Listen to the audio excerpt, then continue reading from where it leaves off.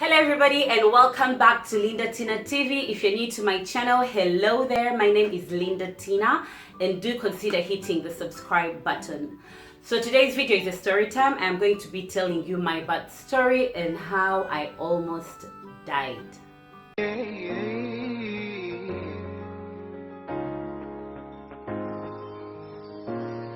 You trying to make me, I wanna leave and you're making, I try to see the one I need to love. First of all, I hope this video doesn't scare any expectant mothers out there or people who are not mothers yet. Everyone's experience is different. Everyone's experience is unique. So hang in there. Anyway, I'll take you quickly from the beginning, from conception up to when I had my baby. This is the birth story of my first child. I have two children. One is 4 and the other one is 2.5. So we planned to have our baby and so we started trying. Thanks to God, I got pregnant immediately. The first try, I was pregnant. We found out I was pregnant in Spain on holiday. We were happy, we celebrated. And that's when the nausea started. I was very nauseated. I felt like throwing up every time I smelled perfumes, every time I smelled fish. But I didn't actually throw up, but I would feel like it seated on my chest, you know. That was for the first 3 months. And then after the first 3 months, the second trimester, I was great. I was moving up and about. I was shopping, I was cleaning. And then the last trimester was a bit tough because I put on a lot of weight. I felt like I couldn't move. I was like a whale, you know. I put on about 22 kilograms by the time I gave birth. So at 38 plus 4 weeks, which is about 10 days before my actual due date, my water broke. At 3 a.m. in the morning, I felt like I was peeing on myself, but I couldn't hold the pee back. So I sat up on the bed and I could still feel the water coming out. I went to the bathroom, but when I stood up, I saw the water, you know, flowing over my nightdress and it was green. Now in my birth class, they told us that if the water is not clear, it should be clear like normal water. If it's not clear, it means that the baby has done a poo in the sac and that could be a sign of distress. The baby is distressed or tired, so you need to rush to the hospital. I told my husband, I think my water has broken and it's green. Remember, they told us when the water is not clear, it means that the baby has done a poo in the sac, which is not a good sign. Let's rush. So my husband cleaned up a little bit. We got my bag, I washed up, and then we headed to the hospital. So at this point, I honestly don't have any pains, like any contractions or anything. So we got to the emergency and they put the baby monitor on my belly, and they had the baby's heartbeat and everything was fine. And so they told me, they also checked if I was dilated, and they said, oh, you're just 1 centimeter dilated, so let's just keep you here and see how you progress. When you get fully dilated, we can move you to the labor room and then, you know, you can have your baby. And so we sat there for about an hour. An hour in, I started to feel the contractions, but they were very minimal. It was nothing so painful, honestly. And my threshold for pain is very low, believe me. So I started to feel contractions, you know, every about 15, 20 minutes, I could feel a pain. I could feel a pain right there, or on one side and then on the other side. And so we went on. The nurses kept checking on me to see how far dilated I was. And guys, I was not dilating at all. 1 centimeter. After an hour, 1 centimeter. After another hour, another centimeter. And so the doctors told me, you know what? You're not dilating at all. And the contractions were increasing. I was beginning to feel them more, like, you know, after very short periods. And so they told me, you know what we're going to do? We are going to have to put a drip on you so that we induce the contractions, we induce this labor. And so the induction started. So shortly after they put the drip to induce the labor, I start to feel the contractions more intensely. And by intensely, I mean intensely. I start to feel them stronger. I start to feel them happening every few minutes. So it was beginning to get tough.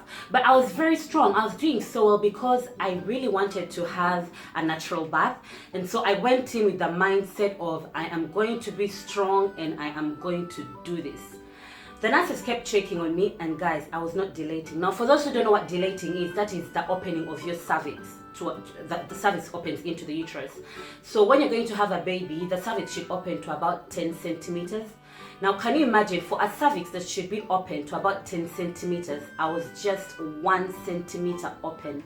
And this is now 6 a.m. My waters broke at 3. It's 6 a.m. They have put the drip to induce the labor, which is helping with the contractions, but it's not helping with the dilation. 7 a.m., not dilating. 8 a.m., still 1 centimeter. 9 a.m., which is 6 hours later after my water broke. And let me take you back a little bit. Remember, the baby pooed in the sac, and that's why my water was not clear. This means that the baby shouldn't stay in the uterus for so long. First, that water is now contaminated and it's not good for the baby, but also pooing in the sac is a sign of distress. I'm explaining this to you to tell you how it led to my C-section. So I hear the doctors beginning to talk amongst themselves, and they're saying she's not dilating, it's been 6 hours. 10 a.m., the contractions are beginning to get really painful. I am holding onto the bed. I am holding on to my husband, who at this point has turned pink, or should I say red. And I'm just wondering, when is this going to happen? When is this baby going to get out of me? So about 11 a.m., without even like talking to me before or anything, I hear the doctor saying in Italian, C-section, cesarean, let's rush. That was after a few minutes of checking me. So maybe they realized that the baby's getting tired, or maybe they realized that the heartbeat is slowing down. I'm not so sure what happened in between there, but I just had them saying C-section. So the nurses came. I was put on a different bed, the bed that's going to take me down to the operating room, to the theater. And then they told my husband, we've tried all we can do, but she's not going to have this baby naturally, and the baby needs to come out at this point. It's been more than 6 hours later. She's not dilating. They started to explain to him all these things. I was feeling so much pain. I just said, okay. And then I remember the last thing I told him was, call my mom and tell her what's happening. Contact my family. And I was rushed to the theater. And then going to the theater, I was so scared. Now, the reason why I was so scared of having a C-section was the injection that they give you in your spine, that I've had terrible stories about, that if they give it to you the wrong way, it could paralyze you. And so I was crying. From the moment I had C-section, I was crying. I cried and cried and cried, and the doctors tried to calm me down, but I was actually crying like a baby, wailing. And they asked me, what's wrong? I told them, I'm going to have a C-section and the injection, I'm so scared of it. They told me, you know what? If you stay still, nothing is going to happen. You really have to be still when they're giving you that injection. So I sat still. 3 nurses were holding me, and they were soothing me and caressing me and telling me, calm down, it will be fine. And before I knew it, they had given me that injection, and it was time to have my C-section. My C-section went fine. It's unfortunate that in Italy they don't accept the partners to be there or anyone else, so my husband wasn't in there. But it went okay. Of course, because of the anesthetic, I didn't feel anything. Your whole lower body is dead. And it took a very short time, and then I had my baby crying for the first time, guys. It was so emotional to hear him cry. And after a few seconds of crying, they brought him close to me, close to my face. They let his face touch my face. But the sad part was they took him away immediately after that. So I saw him for like a split second, and my emotions at that point were like in overdrive. So I didn't get enough time to look him in the eye and see him. He was crying, but they needed to take him away to clean him up and, you know, to do the whole, the fast stuff they need to do with the babies to make sure that everything is okay. But I could still hear him crying while they were taking him to the other room. He was crying so loud. Oh, I remember this moment so intensely. But anyway, so they took him away. It was Easter morning. I had my baby on Easter 2013. And they took him to my husband. I stayed in the theater and they clothed me up and everything. And they took me to upstairs out of the theater. I saw my baby for the first time. It was amazing. I saw my baby. I held my baby for the first time. It was amazing. And I thought that was it. But no, it wasn't. There was more to come. So anyway, I go to my room, and in Italy, when you've had a C-section, you stay in the hospital for at least 3 days to get monitored, and then you can go back home. And guys, when people say that mothers who have had a C-section have it easy compared to natural birth, no birth is easy, let's just say, because the pain after the C-section was crazy. Even with heavy painkillers, it was crazy. But anyway, 1 day, 2 days, we're fine. My baby starts to breastfeed. And on the day I was supposed to be dismissed from the hospital, I started throwing up. I started throwing up bile. And then after C-section, remember, you're not eating immediately because you just had surgery. So usually you take just water, liquids, then you'll take soup, and then you start eating later. So I was throwing up, but I hadn't even eaten, so I was beginning to throw up bile. After I threw up all the liquid that was in my body, I started to throw up bile. I was throwing up so badly. That is the morning I was supposed to leave the hospital. The doctors wondered what's happening. They took me for tests and everything, but I looked okay. I was beginning to throw up and to shiver, and then my blood pressure shot up. Doctors went into panic because apparently this was something very unusual. I saw about 5 doctors in my room at the same time. They took me for tests that I had never seen anywhere in my life. So they started to call specialists. I was throwing up. I was beginning to shake, like I was shivering and shaking and throwing up, and my blood pressure was shooting up. Now, if you know about blood pressure, especially in pregnancy, even after pregnancy, your blood pressure shooting up is something very dangerous. It can kill you, it can damage your brain, it can do the worst. So my pressure shooting up so high was very scary. My husband was so scared, guys.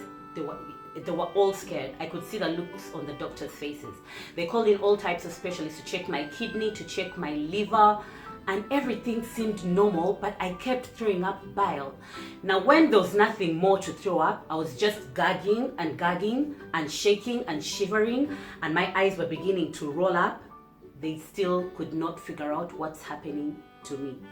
They had to do all they could to keep my pressure down, because I heard the doctor say, actually, that was after, that my pressure was this close to hitting to my brain, and they couldn't even begin to imagine what could happen. My husband was being updated of what's going on. I was being taken to the emergency rooms for checkups and all these machines all over me. This was the scariest time of my life, and I experienced pain that I have never ever experienced or imagined. Pain in all parts of my body. Remember, I just had a C-section, so my wound is still very fresh. With a C-section, even when you breathe or when you sneeze or when you cough, you feel pain, massive pain for the first at least 3 days. Now you can imagine, I have that fresh wound. I am throwing up. Every gag, every time I move or shiver, my C-section is hurting. Guys, I was dying slowly, literally. literally. And so the doctors came in. After a few hours, I could calm down a little bit, and then I could go back up. This happened for about 2 days. 2 days. Throwing up, pressure hitting up, shaking, pressure goes back down. I calm down, I sleep for maybe 2 hours, and then it happens again. So they kept me in hospital for about 10 days. I stayed in hospital for another week after I had my son. They did everything they could to calm down my pressure, to find out what's going on. They checked my liver, my kidney. By the way, guys, my body at that point was checked from like my nail, that like the last toe, to everything was checked to make sure that there is no, abnormality in my organs or anything.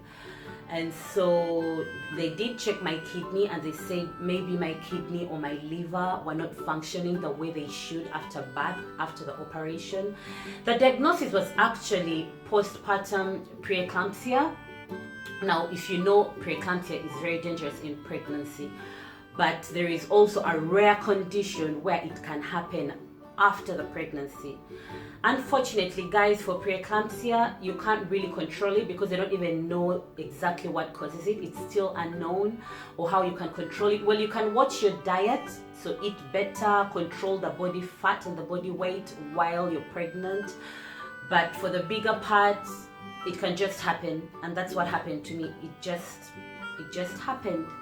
I couldn't breastfeed my baby for that time. I was sick, so they gave my baby some other milk. Thank God I continued to breastfeed after for 1 full year, and so he was fine, he was okay. Everything calmed down after, and they told me I needed to pay so much attention to my pressure for the next 6 months when I get home. And that's what I did. Funny enough, all throughout my pregnancy, my pressure was just fine. So this is just something that happened after pregnancy.